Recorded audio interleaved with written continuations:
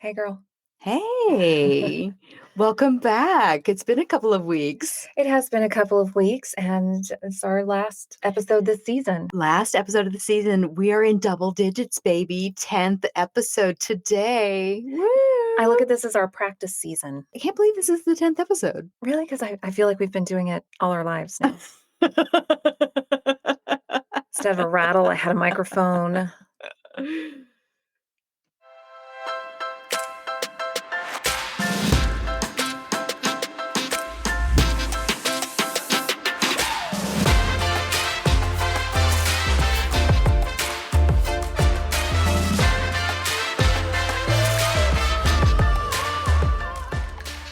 Hi, I'm Candace. And I'm Elle.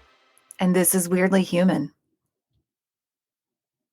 So here we are. This episode makes number 10. 10. 10. I don't know. Is 10 a big number? To me, it is. I mean, when we first were thinking about doing this show, 10 episodes seemed like impossible. And here we are. Here we are at number 10. We did it.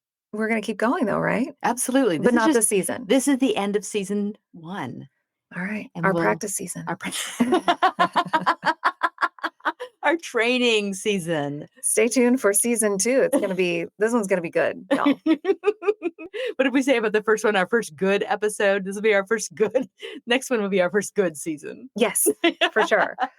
So we need a season finale. What are we going to do today that is what do we want to talk about worthy? Today? Okay, so that was a great question. When we were planning this, it was tough to kind of figure out what that was going to be. But I say that it's going to be celebrities. It has to be. It's so topical. All right, here we go, weirdos. Stay tuned. This is the last episode of this season. I feel like maybe we should have left it at the Peppers episode. I liked that one. That was a good episode. It was strong. It had, we had good research. It was good. Now today you had Fireball. I did. The Fireball was yucky, I have to say. Okay, that is not what you consume when you're doing spicy food. Anyway. Okay, fine. I did, however, make some red beans and rice last night. That was a little spicy. I know. I was in a waiting room with one of my children, and I found a Southern Living magazine, and I, of course, thought of you. And I started flipping through it, and in between the drug ads, because it was totally full of drug ads, I found a recipe for red beans and rice that you do in these little packets, and you cook it on the grill. What? I know. Grilled red beans and rice. That seems so inauthentic. It was delicious. It was delicious. I take red beans and rice very seriously. I'm not from Louisiana, but I should have been. Love me some Cajun food, some etouffee. I have a master recipe after all these years of making red beans and rice. And in fact, I was going through my freezer today, found some andouille sausage, a ham hock. I'm ready to make red beans and rice. And I thought to myself, I wonder if Elle likes red beans and rice. Oh my God, I did like it. It was spicier than I am accustomed to, but after all of the grief that my children gave me about being a spice pussy, I have decided that I need to step up my game, and I did make it. I made it by the worst. They give you shit about stuff that doesn't matter. I know. Good God. I made the recipe by the recipe. Anytime I make a recipe, the first time I always try to follow the directions, then I can change it. And it was pleasantly spicy. My lips did tingle and burn, but it wasn't so bad that I couldn't stand it. What are we actually talking about today? Okay. So we watched the Free Britney. It is not called that. Framing Britney Spears. Framing Britney Spears, which is an episode of, what is an episode Okay, of? So it's put on by the New York Times. Okay. It's a documentary, but it's a series. It's one in a series of documentaries done by the New York Times. And after watching that, we thought, okay, there are so many things that we want to talk about with Britney. But then the Harry and Meghan interview came out, and that is the same but different. Yes. And so it just sort of became about celebrity and what we think and about celebrities and what we think we know. And are celebrities human? They are, it turns out. Spoiler alert, they are. Who was it? What is the comedian's name? He's in rehab right now. Oh God, give me some context. Okay, he's young. He's in rehab right now. He has the voice of a 30-year-old man from the 40s. It'll Okay, come to me. think about that for a minute. So let's go back to Britney just for a few minutes, because that documentary made me feel lots of feels. Made me feel some feels I did not expect to be to be feeling. Can I say feel one more time? Feel, feel, feel.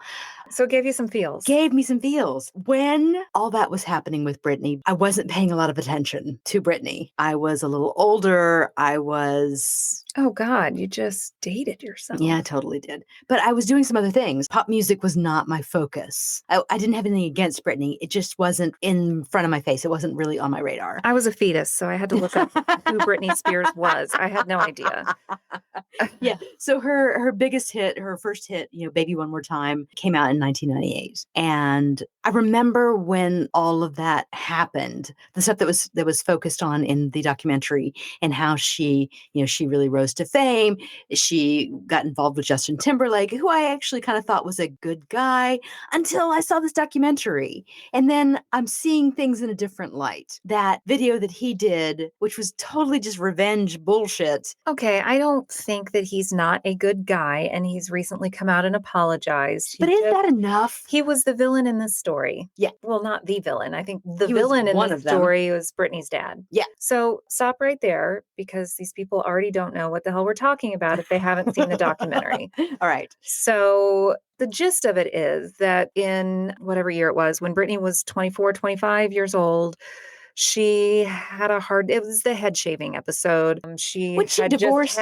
She just divorced Kevin Federline. Just divorced Kevin. Had just had her second child. Just had her second child. He was trying to get custody. Yes. She was getting upset. She shaved her head. Probably some obvious postpartum depression. Clearly. A lot of stress on top of having a new baby. And having paparazzi cameras in your face. She attacked a paparazzi vehicle with an umbrella. I mean, she can't pay for that. But the big deal is her dad petitioned for and got a conservatorship. A conservatorship, which we would call a guardianship. A guardianship in the other 49 states. But yes. California special, it's a conservatorship. And that's usually reserved for someone who is elderly, who is mentally incapacitated, who right. cannot take care of themselves. So her dad, who the documentary seemed to indicate that had not been a major player in her life at all, shows up until that point, out of nowhere. And now he has a conservatorship and controls her estate, basically tells her what to do. And she's now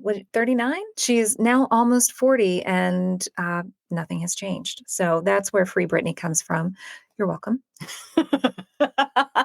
But watching this, okay, a lot of people are doing hashtag Free Britney, and this sounds terrible. Why is an almost 40-year-old woman have a conservatorship? But she has never petitioned to dissolve it. Honestly, for me, it raised more questions. I can't say that this isn't an ideal arrangement for her, because her mom, Lynn, didn't speak. Her sister didn't speak. She didn't speak. You mean in the documentary? In the documentary, or since then, to my knowledge. No, I don't believe they have. The point is, going back to when the media destroyed her when she shaved her head, she's a very young mother going through postpartum depression and a nasty divorce, and people trying to take her kids. Nasty divorce. Yeah. And we didn't know what was actually going on. And I think we didn't treat her as human. Oh, for sure. No, you're absolutely right about that. And I'm sorry, Britney. I'm sorry, Britney. And so one of the things that I felt when I watched that documentary was a sense of complicity. And I completely did. I bought into the narrative that the media was selling, that she was crazy, that she was a bad mom, that she was either alcoholic or drug addicted. And I didn't think about it any farther than that. Mara Wilson, who played Matilda, and she was the cute little girl in Mrs. Doubtfire. She actually wrote a great op-ed about the narrative. So the narrative is, especially if you're a girl, though it does happen to boys too. But not nearly like it happens to girls. Oh. But you're a firework. No, she didn't say that. That was Katy Perry. But you're going to explode and fizzle out. You're going to get addicted to drugs. Something's going to happen, and you will go out in flames. Well, when I think about what Mara said in her op-ed, the focus of the Britney documentary was that we as a society completely roasted them. Watching that documentary, I felt so angry. I felt so angry at how she was treated by, oh my God, Diane Sawyer. When I watched the little snippet of the Diane Sawyer interview with Britney, talking about her breakup with Justin Timberlake, all that Diane wanted to know was, what did you do? And I wanted to say, fuck off. Right. Why the fuck is this her problem? Why are you trying to ruin Justin's life, Britney? Well, okay, no. I'm thinking about Diane as a grown-ass woman. I was being Diane. Okay. All right. I'm sorry that you didn't get that. I didn't get that. All right. So it just made me so angry. Of course, I'm looking at it through the lens of time. They both started out on the Mickey Mouse Club. Justin Timberlake managed to retain his very wholesome. It wasn't that he was wholesome. He was applauded and encouraged to be the person that deflowered Britney. And she was filleted for the idea that she had sex with Justin and then, dumped his ass. There's something about a sexy woman that is threatening to everyone, apparently. Yeah, not just women. Here she was being pulled between the media wants her to be more wholesome and the record labels that she's making millions of dollars for want her to continue being sexy Britney because that's what's selling. And there's no way she's going to make everyone happy. It's impossible. And as a woman, you can't make everyone happy. No, you cannot. Even today. Oh, if you don't want to be looked at, why are you wearing makeup? Then if you don't wear makeup, it's like, why are you so butch? Maybe you should try. Maybe you should smile. Maybe you should wear makeup. Oh, if I had $1 for every time some stupid man said, why aren't you smiling? I would be a billionaire. Oh, gross. It's so gross. Clearly, I know that our culture hasn't changed all that much. We're women. We're reminded about that all the time. So let's don't go down that path too much because we're not changing it today. Oh, even though Justin Timberlake exposed Janet Jackson's nipple in Super Bowl. And he didn't even expose her nipple. He exposed her breast. Her nipple had a covering. Did it have a covering or was that just her piercing? Nope, it had a covering. It sure did. It was the sun. Okay. Yep, anyway, it had a ruined pasty. Janet's career Yep. and his did not suffer at all. No. Justin has recently come out and apologized to both women. A lot of people are saying too little too late. Hey, we all fuck up. I'm glad you're at least trying and acknowledging that was shitty. I am a little biased because I'm a Justin fan, but I will say he's a villain in the story of Britney, in the story of Janet, in the story of women. He's exercising his male privilege and he has acknowledged that that's what happened. Yep. And to an extent, I don't blame him, though. If you can keep performing and if you can keep making money and if you can keep your career going. Yeah, why wouldn't you? Why wouldn't you? Yep. And the system is set up. I'm going to get bashed. I'm too soft on Justin. Yeah. God damn it, Justin. Well, you let me down. You let me down. All right. So that kind of brings us into, why do we idolize celebrities? If we idolized Britney, though, then why did we smear her when she shaved her head? First of all, when a woman shaves her head, oh my God, there goes her femininity. Oh my God. That pisses people off. Oh, for sure. And that's something that I cannot figure out either in this day and age. Why is that our hair such a big deal? We both have very distinct haircuts, and I went from long hair to a very short, cute, curly hairdo a couple of times. Really? Oh, yeah. You must have looked like Little Orphan Annie. Did you ever see the movie Curly Sue? No. City of Angels. Meg Ryan? No. Okay. Sorry. Well, she had a really cute little short do, and I did that. Meg Ryan's very cute. She is very cute. She has managed to avoid a lot of the negative publicity because she's cute without being overly sexy and ambitious looking. And she's not as threatening to people. Anyway, we bought Britney's albums because she was sexy and because she's a good singer. And then we villainized her because she wasn't feeling like being sexy at this low point in her life. Well, and being a person. Okay. Yes, she is a person, a human. A human. A weirdly human. Yes. Justin Bieber and Shawn Mendes released a song recently called Monster. It's about, if you put me on a pedestal, what if I stumble? What if I fall? Then am I the monster? And the answer is yes. Yes. So we had Britney on this pedestal, and when she does a very human thing, which is postpartum depression, frustration at how out of control her life is, suffering through a divorce, then that made her the monster. And you know what? That's okay, because we can just move on to the next celebrity Yep. who's hopefully perfect. And I think this is a very weirdly human thing in that we're talking about the halo effect. We see someone who is successful in one area. Either, they're a celebrity, they're a movie star, they're a singer, they're a whatever, wherever they have succeeded. And we think, oh, because they've succeeded in this one area, then they must be amazing in all these other areas. Right. Like the guy I had over last week who, because he was very attractive, I decided he's probably also good at putting up a fence. And he was, so wasn't he? He was, yes. So it did take him longer, but he didn't charge me more for it. So I digress. So you see someone who is attractive or good at singing, and you assume that they're good at other things too. But it turns out we're all kind of shades of gray. We're good at things, not so good And at not things. so good at things. And we have human emotions and we have human foibles. When we idolize these celebrities, we are very quick when they show us their humanness and they make a mistake. We are very, very quick to dismiss them. I can hear a lot of humans right now going, I don't idolize celebrities. I don't idolize celebrities. But the thing is, you may not idolize them, but you occasionally think thoughts about them. You see them, and you also saw on the news the narrative, Britney's career is over. She shaved her head. She's lost her mind. You thought, oh, well, she's unstable. Next. Even if you didn't idolize her, like you said, you didn't necessarily idolize her. You weren't really in a Britney Spears pop place in your life, but you knew who she was. Oh, for sure. I didn't live under a rock. Right. You'd heard of her. It turns out John Lennon, great at making music, kind of abusive to his first wife and son. Oof. So he did do better with Julian. And was it Oprah? Was it Gail? Anyway, when you know better, you do better. Yes. Maybe Maya Angelou. It was on Oprah's show. I don't remember who actually said it. I would say it was Maya Angelou. Okay. When you know better, you do better. And so not cool that John Lennon was not a great dad to Julian, but cool that he was better to Sean. Because you know what? He's a human too. And he had it rough as well. And also a celebrity. There's lots we can go into here.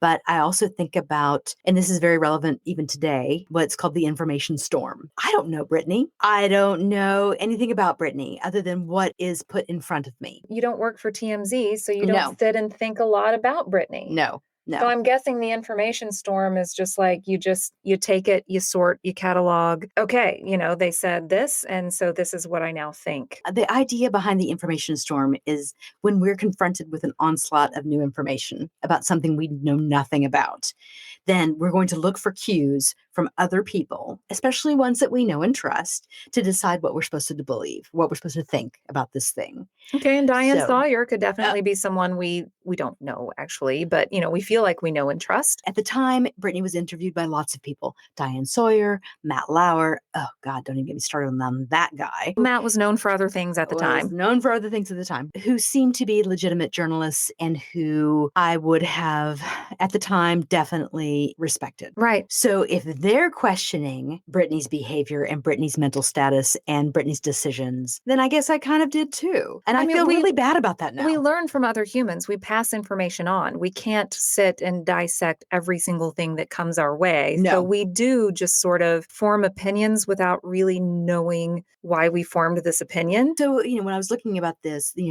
information storm does have a big impact. And we're seeing that a lot in our current situation with all the misinformation and things that are going on, the fake news and this and that and the other. And having social media only amplifies this effect. Because when your brother-in-law, Joe Blow, posts something on Facebook, if you've got a good relationship with him, you're going to tend to believe what he posts. Well, especially if you tend to agree with him about other things. If you guys have similar politics. Again. And you respect him and he went to a good school. Yes. And he posts this, then okay. And I definitely have friends like that. I know this person. We feel similarly politically. For sure. And spiritually. And they went to a good school. And if they they say it, then it's probably true. And I don't need to use the bandwidth coming up with my own opinion. It's harder and harder to do the research yourself to figure out what's legit and what isn't. And when we're talking about celebrity, we have no way to know what's really going on in their lives because we're not supposed to know. They're humans. They get to have their own lives. I invited Britney over for dinner, wanted to talk to her about it. She didn't show, so I don't have a lot to go on. No, we surely don't. And speaking of journalism, I don't want to bash journalists. I love journalists. Journalism is important. Yes. And we need a free and fair media. At the same time, journalists work for money. They work for companies who exist because of money. Yep. So the New York Times would not exist if it weren't for the fact that it is profitable. And so stories that sell more papers or get more clicks or what have you, those are the stories that they run with. Well, and then going back to the Britney documentary, talking to the journalists, okay, I'm going to use tabloid journalists in the journalist umbrella, though that's a stretch. They were going for what was going to sell more tabloid newspapers. I get it. And I've heard celebrities say that they get that the paparazzi needs them and they need the paparazzi. Oh, that's a great segue into the royals. Yep, let's go. It seems like there should be a reasonable amount of paparazzi without the car chases and hounding when you've got a new baby. At the same time, these people who sell photographs of celebrities for a living, they've got to feed their families, man. So if you can get up, take a picture, I don't know how to fix that. I don't either. I was thinking about that a lot. Until we as a society stop valuing those candid photos, it's not going to stop. But there's a curiosity, how do these celebrities live and what does her baby look like? And what does she wear when she's just out not shooting video? And right. We get so focused. I think that's weirdly human too, though, that we are very curious about these candid photos. And therefore, that's why they're selling tabloids. Well, I think a lot of it comes into the idea of hero worship. That's kind of a funny way to say it, but celebrities are people who seem so much better than the rest of us. It's as if they've risen to the top of the heap. Well, they have a lifestyle that we would like that is aspirational for average American. I think part of it is that, absolutely. And I also think that part of it is our regular lives are kind of mundane. And when we think about a celebrity's life, it seems so glamorous, though they get up and brush their teeth every morning just like we do. But it seems like their life is so much better. They get to go better places. They eat nicer food. They hang out with cooler people. They get invited to dinner parties. They get invited to dinner parties. It's COVID. Hello. No one's having dinner parties yet. Right. I'm just saying I lived a while pre-COVID. Oh, I could use some more dinner party invitations. Too. I miss because it is very nice to turn those down. It's also very nice to go to I don't want to go, but I want to be invited. You want to go. Sometimes I want to You want to get drugged to them because you eventually, when you go, you have a good time. Well, and I need a reason to put on some not comfortable shoes. Sometimes. The royals, I think, were the original celebrities. Right? Oh, absolutely. Before we had the moving pictures. Though I have to say, Alexander the Great, when I did a little bit of research for this, Alexander the Great was considered the first celebrity. Oh, really? Yeah. Okay, well, that's interesting because he was a, tyrant. Okay. Huh.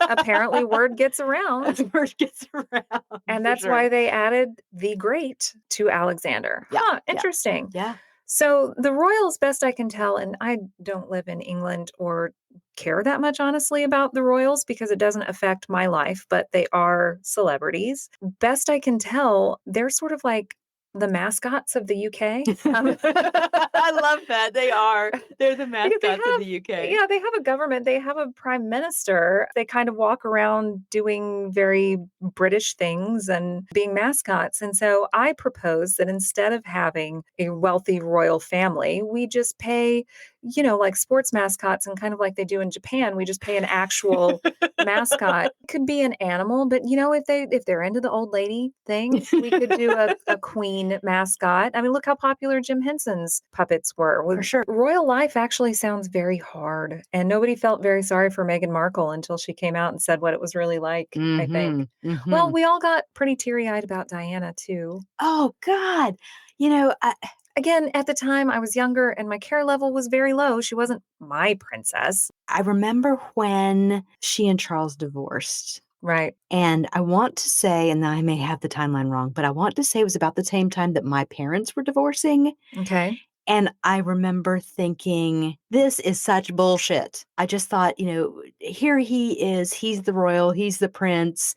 She's getting the raw end of the deal. And God, I feel like she did. All I remember from that was some recorded audio, I think, between Prince Charles and Camilla Parker Bowles, who he's now married to but was having an affair with. Mm-hmm. Something about, I wish I were a tampon so I could be inside you, or just something. Gross. And I want to say I was a teenager at the time. So phrases with the word tampon in them are going to stick out a lot more than Diana, who just, she was quiet and I guess doing her mom thing. I don't know. I didn't I think just about it feel a like, lot. she just got the raw end of the deal because she was doing all the things that she was supposed to do. She put on the show. She had the two beautiful boys. You mean when a man cheats, it's not always the wife's fault? It's never the wife's fault. Okay, I shouldn't say it's never. Sometimes it is, but For the most part, no, it's not. For the most part, It's it's his not. fault. It's his fault if he chooses to do that. Why was she the one that was penalized? And she was. But I do feel like a lot of people, and I can't speak for Brits, unfortunately,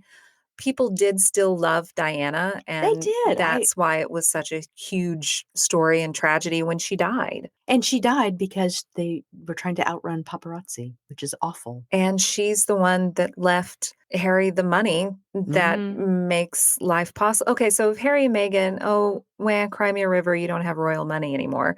Except you can leave the royal family, but they're still Harry and Meghan. They're still very much celebrities. They're still very much hounded by the paparazzi, and they still very much need the kind of security that a royal needs. They actually need to have a lot of money to pay for security. And I don't know what that costs. I've never had full-time bodyguards. No, I haven't either. Sounds not cheap. It sounds very expensive. I mean, they're going to have an income from something. Well, they're currently making money doing this. They are making money doing this circuit, maybe not that particular interview. And I was absolutely shocked to hear just how racist the British tabloids are, but not just the British tabloids. The royal family was not going to give their child a title, which means that child is not royal, which means they don't have access to security. So you're the Prince of Wales, Prince Harry, but your child is nothing. Is a commoner and doesn't have any of the protections. Hello, how do you get to the Prince of Wales? I think the Prince of Wales is actually Charles, Yes. the son of the Prince of Wales. Yes. Anyway, because he's a prince still. He's the Duke of Sussex now. Okay, the Duke of Sussex. How do you get to the Duke of Sussex and also the Prince of Wales, which would be his dad? You kidnap this child. Everybody who's ever seen a movie knows that. God, that's so true. It's crazy. They were concerned about how dark this child's skin would be. That made me, I just wanted to Oprah's facepalm. What? I know. Even Oprah was shocked. And, she lives in America. She knows that racism is alive and well. And she was shocked. Yeah, I really did think the Brits were more advanced when it came to race relations. I did too. And I felt that one more thing that I, claiming all the feels, was just the disappointment. Yeah. The feeling of disappointment again. And Meghan that's such a downer. Markle is so beautiful. She's so, she looks like a princess. She does, for sure. If I was the queen, I can't see being anything but delighted that my funny looking grandsons All right. managed to get this catch. Just wow. But so, here she is, and she's not being afforded the same protection, the same courtesies that and like she was Kate saying, Middleton was, and that's bullshit. So she's going to come here and it's going to be great. I hope so. One of the things that she was saying was that she's been portrayed as the villain, and that the media wants to spin the story of there's a hero and a villain. If you're a small business or you own a small business and you're listening to this podcast right now, you could sponsor us. And this could be your space. Yes, this could be your space.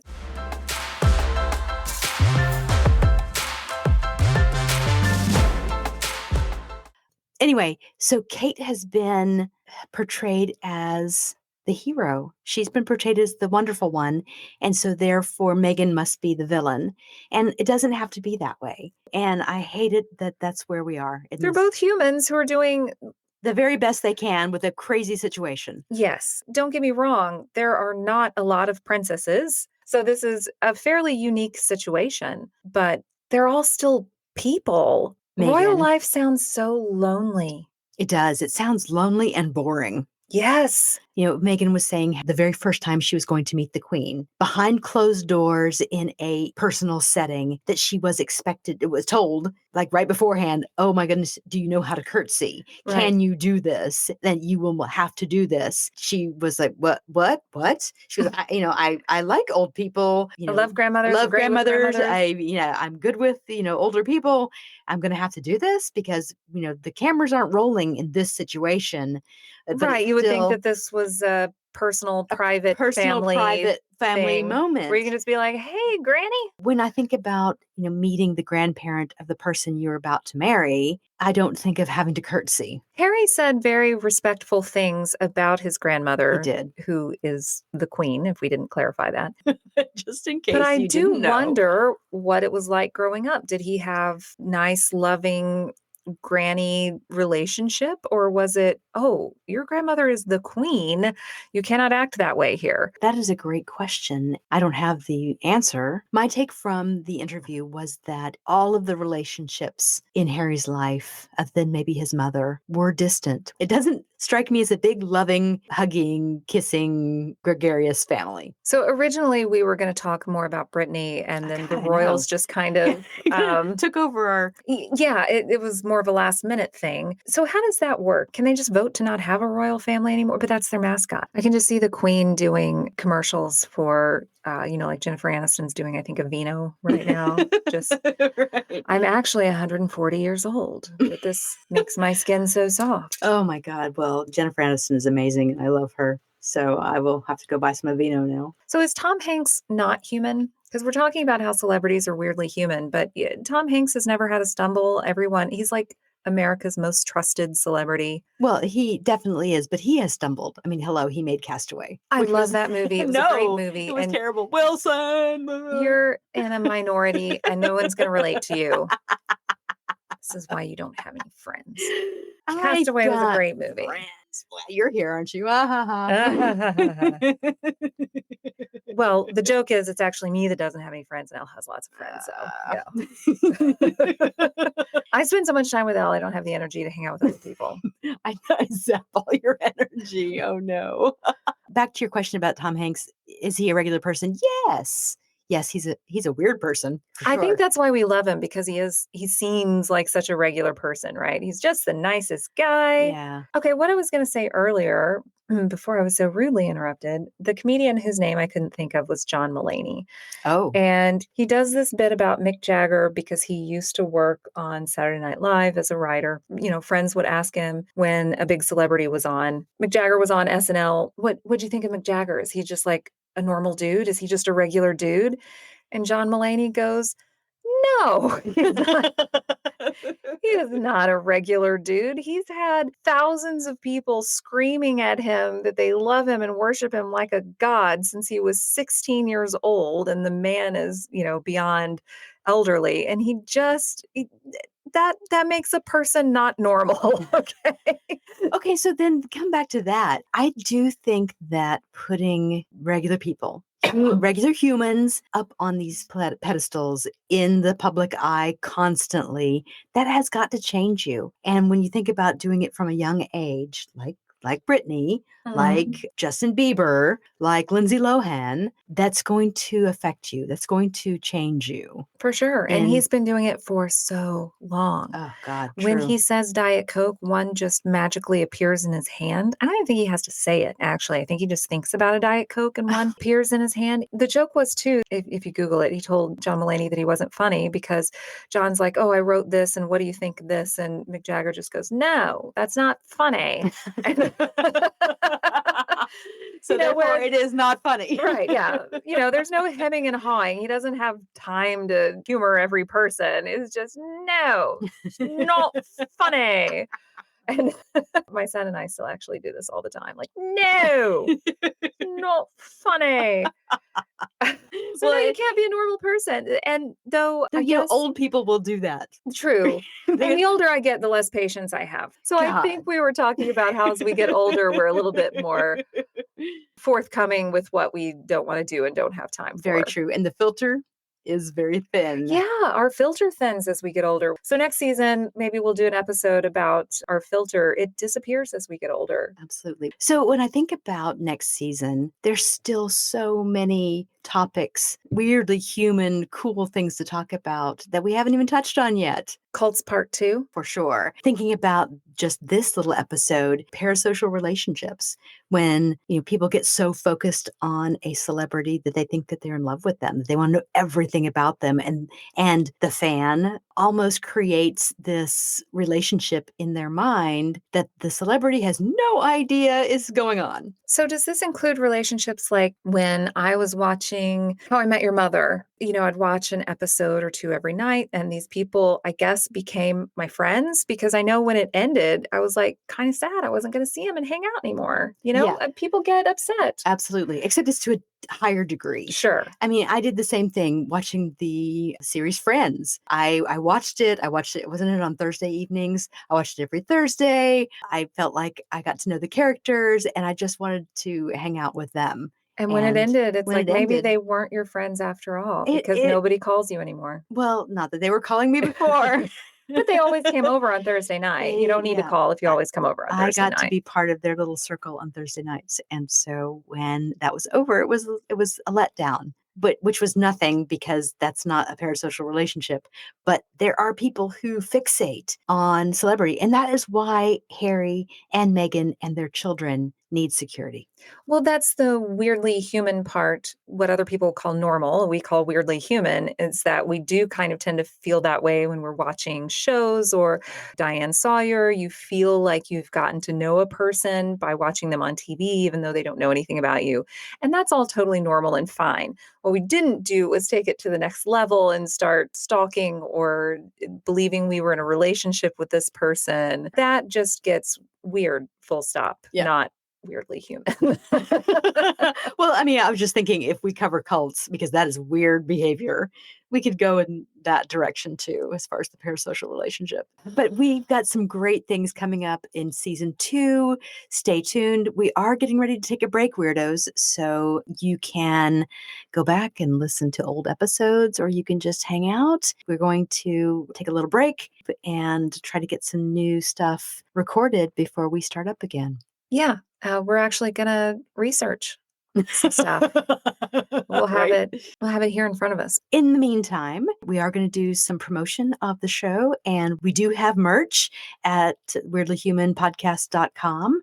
There's 2 or 3 different logo choices that you can get printed on all kinds of different things. So kind of check it out and see what you think. And we would love to hear from you. If you have ideas of things you'd like to see us cover on the show, please let us know. You can email us at info at weirdlyhumanpodcast.com. Or Twitter or Twitter. Or just leave a review on Apple Podcasts and just put it there. Put it there for sure. Does anybody do that anymore? Email? Why not? All right. How old are you? Good God. No, how old are you? I'm just like, send me a DM and you're like spelling out info. I don't know. Okay, fine. All right. It's been fun. Thank you for listening. Thanks, See guys. you next season. See ya. Bye.